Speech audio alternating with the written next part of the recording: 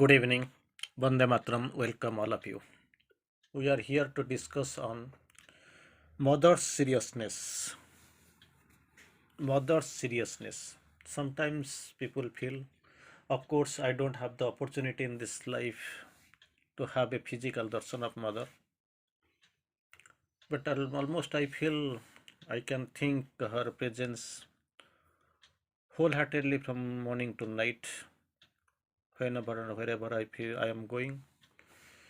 During that loneliness, during that 0 hour, I can feel the influence, I can feel the presence of the Divine Mother with me. It is very much prominent. You can also have the darshan and that's this thing. Anyway, to somebody's question, mother's seriousness, Sri Aurobindo tries to explain why mother is so serious. About at the time of pranam, why so serious? When the Sri Aurobindo explains, mother's seriousness at pranam is due to some absorption in work she is doing.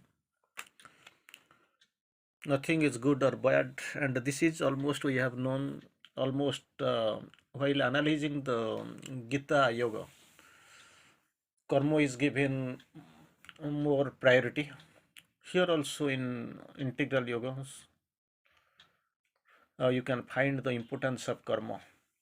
So, Mother Sri Aurobindo explains while some work she is doing, or very often some strong attack of hostile forces in the atmosphere.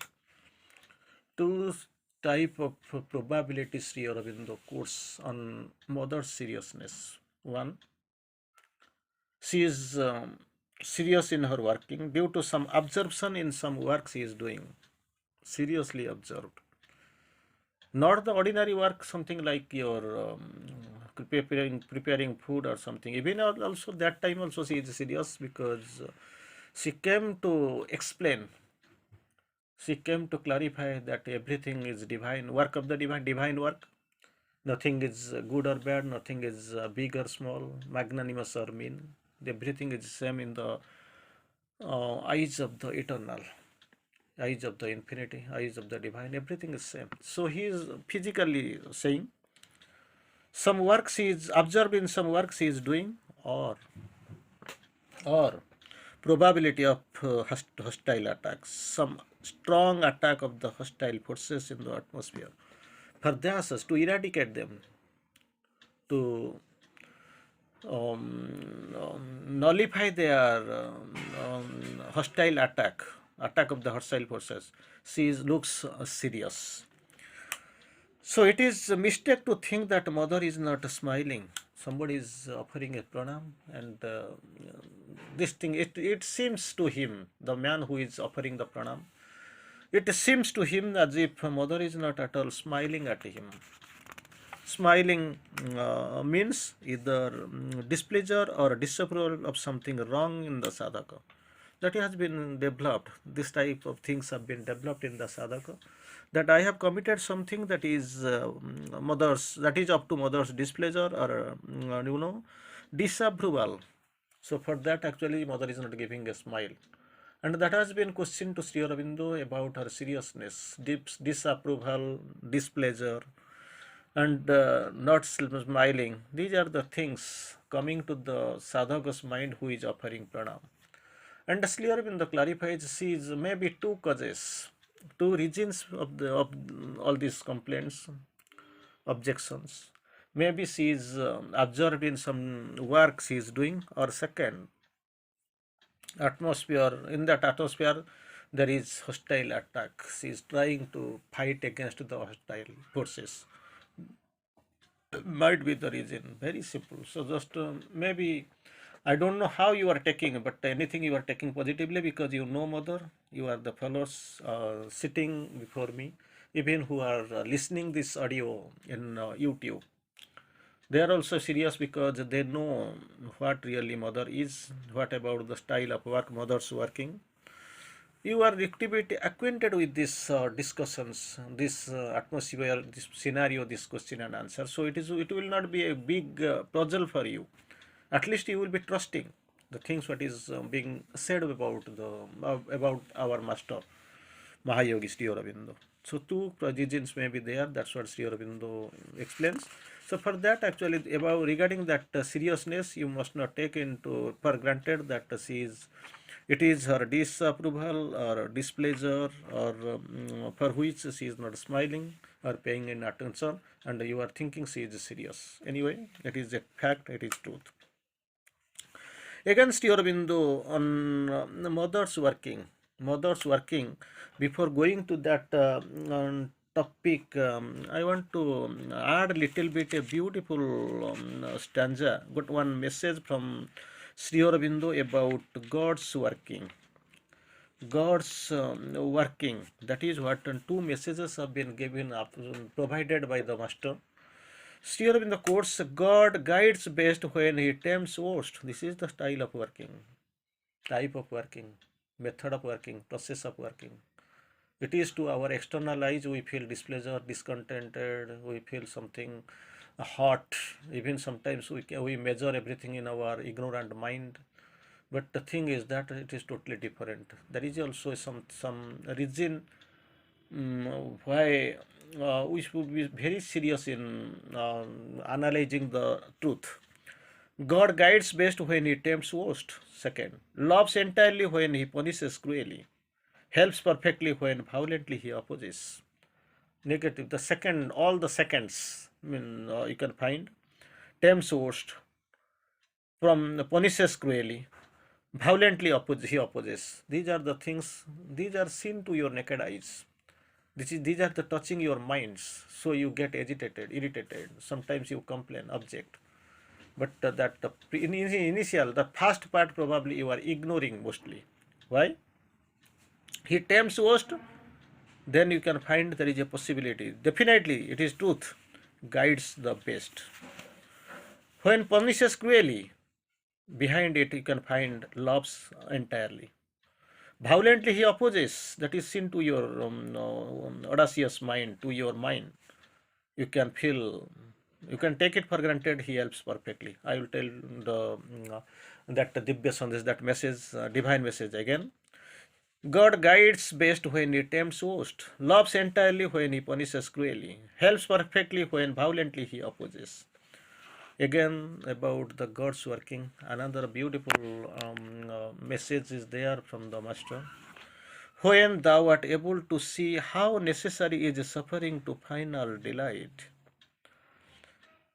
Suffering is it has the necessity for the final delight, failure to utter effectiveness, and retardation to the last rapidity. These are required. Like you are going for the long jump or high jump.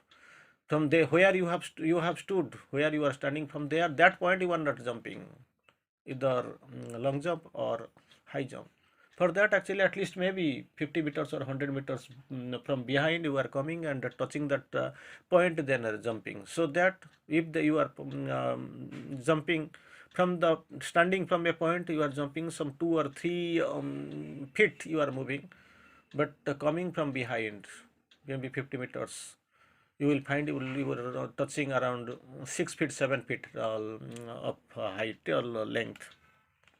Here also, necessity, how necessity is suffering to final delight, suffering towards final delight, failure, the use of failure, necessity of failure to utter effectiveness, and retardations for the last rapidity. Then thou mayst begin to understand something how even ever firmly or dimly the God's working. Firmly or dimly steer in the course. You can be able to understand how this is the God's working really. Because in our naked mental thought, bare mental thought, we can be able to analyze, even measure the working, God's working. That's what very sure, and take it for granted. It is there because we can't measure. Most of the time we keep complaining because what we can do, that's what we can do. Three things are restricted, prohibited, not to repeat three things. And the three things, it begins from with the English alphabet C: complain, comparison, compromise. That's what we do normally do.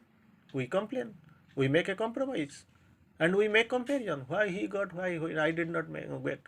Okay, there is nothing. We will make some compromise, or simply we'll go and immediately complain. But these are not the solution, because God's working. How can I be able to know what is good for me, what is the best for me? That's what is given to me, and what is best for another, that is given to him, because my personality nature and his personality and nature, it varies. Everybody's personality and nature varies from person to person. Requirement, necessity, needs, all together it varies. There is no doubt of it. So, never make a complaint, compromise, and comparison. That is what is required. But in sadhana, we must most of the time we are forgetting. We forget, simply we forget. We are forgetting because forgetting is a good sign. At least you are not taking it for granted, you are not taking inside, at least some agitation, some irritation, it is not coming. But most of the time we are consciously, because of this mind, which is a very inferior state of the supermind. After distortion or deflection or reflection, this mind has come to existence. So it is much better to remember that one is seeking for the divine and make that whole governing idea and aim of life. Much better. If you are seeking, if you are trying to get, if you are trying to accomplish, that is a very good idea. Mother speaks of, Sri speaks of three things. It is better to remember that one is seeking for the divine. Number one. Seeking for the divine, one. Make that whole governing and aim of life. Governing and aim of life. So if this is done by you, if you take it for granted, then your problems are solved.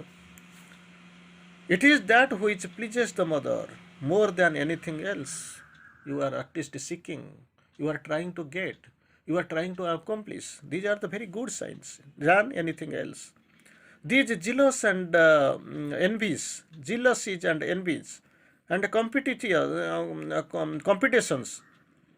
forever for her favor can only displease and distress her.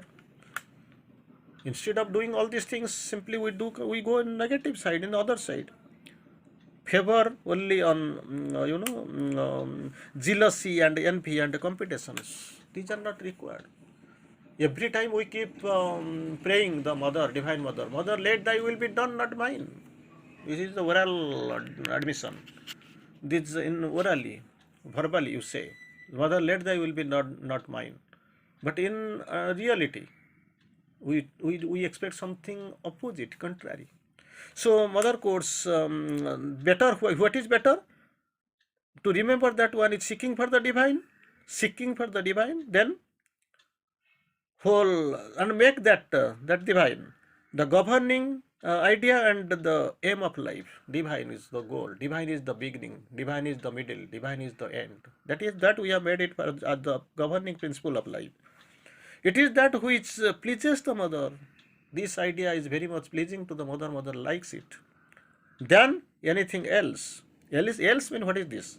Jealousy, envies, and competitions. They are not like pleasing to mother.